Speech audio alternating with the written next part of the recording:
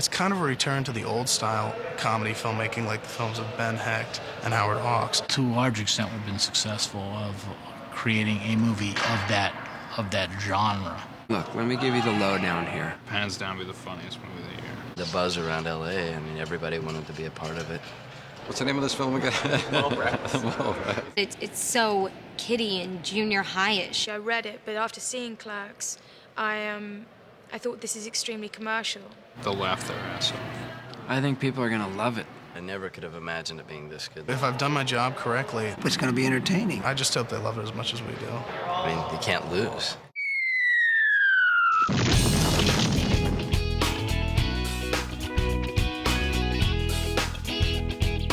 When talented people do films that you don't think are good, it's depressing. This was my original review of Mallrats, appearing in the Los Angeles Times the day the film opened. If the Sundance Institute or the American Film Institute ever offers a course advising directors of successful first films what to avoid their second time around, Mallrats could be at the heart of the curriculum. You know, it was not my favorite film of the year. Well, it didn't do very well. It was certainly not, nobody thought it was a great follow-up to Clerks, let's put it that way. I think there was no question what kind of reviews it was going to get. I do think that he could have made 2 hours of blank screen and he probably would have gotten those same reviews on a second film. It's just what happens. So the movie comes out and the movie dies. It was like, we're done. Not only are we done, our careers are finished, but like, boy, we humiliated ourselves. Nobody fucking went to the movie. Like one of the older character actors was like, this movie's gonna be like eye candy, like crack for the kids. And I thought like, nah, I don't think so. It seems like nobody seems all that excited about it. And then, you know, it came out and really tanked. I think everybody was disappointed because we thought that the movie had a better chance. Oh, it didn't make any money. Again, being very naive. Well, what does that mean for the movie, though? Does that mean it's not a good movie? Does that mean people aren't going to like it? What does that mean? I genuinely didn't know what that meant. And then when I realized it was definitely a bummer. So that was kind of my first punch in the arm.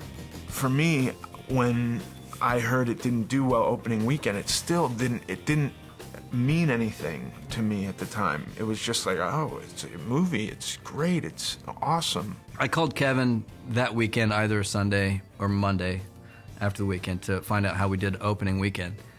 And he told me, and he said, isn't it fucking depressing that we did all that work for nothing? And that's when it kind of hit really hard.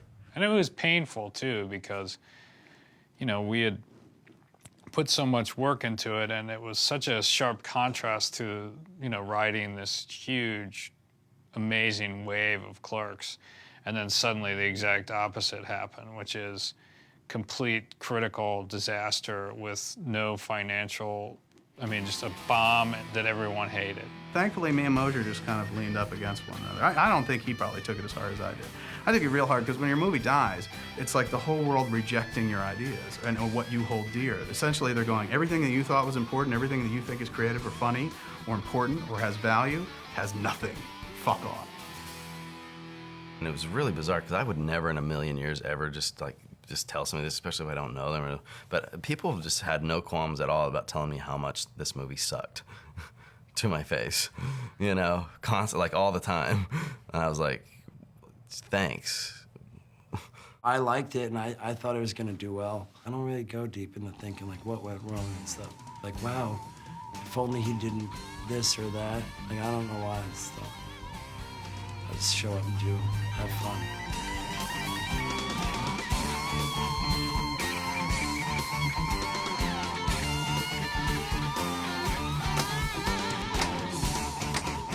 Knock it off!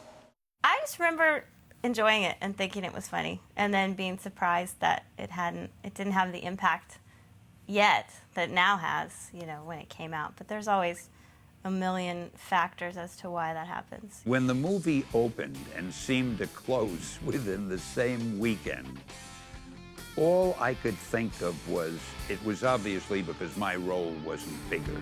Stan Lee signing comics. Stan Lee? Ours was a movie that was aimed very specifically at an incredibly small niche market. Man, what do you gotta do to get comics around this place? One side, Red. When we screened Mallrats at Comic-Con, people went crazy. Now, to preview a movie at Comic-Con is not exactly giving it the acid test. It's not exactly saying, let's put this in front of the fire and see what happens. We thought we were making a really funny movie. I mean, I'm sure Kevin told you, we had a screening at Comic-Con, you know, that I swear to God, you know, when you walked out of it, you thought we made Animal House. Look, everyone loved Kevin then, love him now. What can I say? I love the retard. Thought it was extremely funny, think so now. Didn't see any reason why the response at Comic-Con wouldn't be replicated in every mall in America.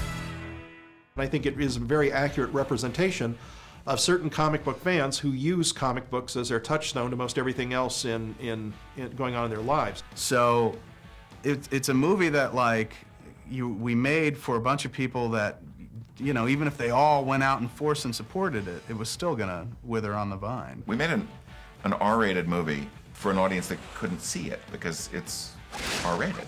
So the degree to which people over 17 were interested in this picture was limited to, you know, kind of emotionally stunted white boys. You fucker! You know, who love comic books. It's impossible. Lois could never have Superman's baby. Do you think her fallopian tubes could handle his sperm? I guarantee he blows a load like a shotgun right through her back. It was a treat at Comic-Con, but out there in the cold marketplace, this was not going to be for everybody. It was a stink palm movie. It was a dirty pants, hands down your trousers type picture, but I needed the $6,000, so I went down and auditioned for it.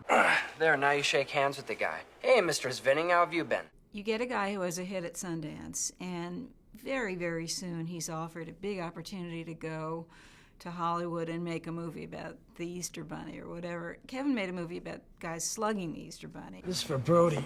I was trying to enforce the principles of Clerks onto a movie that just would not bear those principles. It was needed to be a bigger movie. Their intentions for the movie and the purest version of the movie, because they're really earnest guys, got swallowed up sometimes in the scale of it. Mallrats, we easily had a crew of 50 people, and that was weird, like meeting a production designer, meeting a wardrobe person for the first time. We met Laura Greenlee, who was our line producer, I wasn't a line producer, we already have a producer, you know, Scott Mosier. So, and having two more producers in the persons of Jim Jackson and Sean Daniels. My first experience in making a film with a budget was like, there are far too many fucking people around here. I went from having zero crew, or just, you know, working with Kevin and Scott and a few other people at Hapsack, a few other people on Clerks, to Mallrats, where I hired a crew of a camera department of probably 7 people, and then a grip department, an electric department, and I had all these people to hire, and it was really mind-blowing. I mean, with Mallrats, it was like, we definitely were like, you know, kids in a candy store, because a lot of the responsibility of, like, I mean, especially for me, a lot of the responsibility that I bear now just was distributed to other people. Like, we weren't the editors, like, all that stuff. So we really were just stuck there going, like, try to make this scene funny. Kevin's humor is stuff that does ultimately lend itself to not being terribly commercial, because it's much more verbal than it is visual. Well, it's quotable because of the writer, you know. The guy has a great talent for writing dialogue, and it's memorable because of that, and combining the script with the proper actors and the people who are playing the roles. Working with Don Phillips early on, I had a good time. The casting part was really fun. It's an ensemble movie. And all ensemble movies need a chemistry between the actors. I remember Jim Jacks giving me a call and describing the role to me. Jim Jacks had worked on Tombstone, and Michael Rooker had a smaller part in Tombstone, so he was very friendly with Michael Rooker. He said, what about Michael Rooker? And we were all huge Henry Portrait of a Serial Killer fans. So the idea of Henry Portrait of a Serial Killer, Henry playing Brandy's dad, like suddenly took this weird turn and jump where it's like, okay, so he's not going to be a bumbling idiot. He's going to be, you know, evil incarnate. The show would always run smoother and be less racy. Manning, the show was a piece of shit. A young cast is always exciting. It always has promise. And there's a certain energy that hopefully comes across on screen. We already kind of had predetermined who we wanted in the movie to see if the chemistry would work. Kevin had written a funny script and he'd written a great character, but you know, it's once you find the person who can put a voice to that, and once Kevin connected with Jason Lee and they connected on the character, it was like that's when the movie sort of became. I mean, it defined the whole movie. Jason Lee was just so charming in this, I think, and so surprising that he almost could have made this movie work, but but not quite. Don Phillips was really the unsung hero of the entire Mallrats process. Really, he's probably the guy who deserves any credit for any of the good reviews we got, because all of the good reviews, which weren't many, cited Jason Lee as the only thing in the movie worth watching. The only thing that saved it was this guy here. Hi, I'm Bentley Garrison with the network. Me and Mason here thought you were hysterical. Hilarious. And we came to Jason Lee because of Don Phillips. Honestly, what I thought as I saw this guy, Jason Lee, and I was like, this dude, Jason Lee, is gonna pop off this movie. He's gonna have a big, long career. Fill this with Coke, no ice. Want a sip of my soda? That's why I'm here today, is because of that movie. So I don't shy away from it and pretend like it never happened by any means whatsoever. I think it's a great movie. I had a great time making Mallrats. It was probably the most fun I've ever had on a movie. Mallrats was this really wonderful fraternal experience of shooting a movie where we all lived in the same hotel. And we'd all, at the end of the night, you know, when we were done shooting, we'd all hang out in the hotel bar, you know, and sit around and jaw and drink and shit like that. It was sweet. It was real. That was what I remember. This like my first time being away and getting paid a lot of money to me, and staying in a hotel and getting per diem and room service, and you know, it was great. You know, sometimes you show up and there's not that camaraderie, or everybody's a little bit distant. And you show up, you do your part, and you go home and whatever. This had I don't know if it was family at that time. It seems like it now that we're all a little bit more like family, but it was fun. It is kind of like camp. You all come together, you make these fucking strong ties and bonds, you sit around, some dude strums a guitar and you sing songs to one another while roasting wieners, and then you go home. It's all done, you know, and you have these wonderful memories and these friendships that you've made and stuff like that that you carry with you through the rest of your life. And that movie was the first time I'd had that experience. You used to be a stand-up kind of guy. What happened to that guy? The guy who punched Amanda Gross's mother after she called him low class. That wasn't me, that was you. Oh, yeah. It wasn't her mother, it was her grandmother. No wonder the bitch went down so fast. There's an obvious timelessness to Kevin's movies that people like, and I think the proof is in the pudding. I mean, people are still talking about it, so I don't really think it's a movie that Kevin had to apologize for. If he felt apologetic about Mallrats, it's because of what happened to him with Clerks. He got so pumped up by having that kind of critical attention that he went into this one feeling that the critical reception was going to be equally important. In fact, Mallrats has found a life of its own without any help from anybody who wrote about it. The great joy in making the movie, in having anything to do with the movie, and frankly in seeing the movie, is it has Kevin's spirit to it. Kevin Smith is never one to cry quits about anything he does. He knows that there's an audience out there, much like Quint in Jaws knows that shark's out there.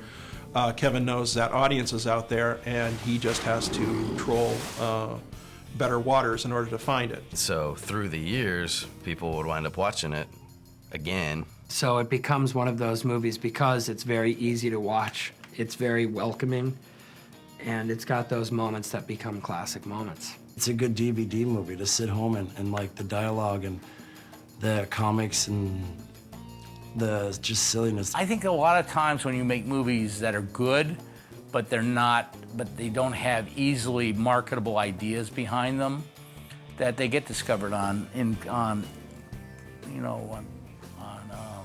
cable and in video. Then all of a sudden, because they've heard it before, they actually start getting the jokes. And I think the evolution has been that people were able to watch it enough to get the jokes. And then it became a cult classic because people finally got it. Our career, to me, is like at least 75% born out of home video.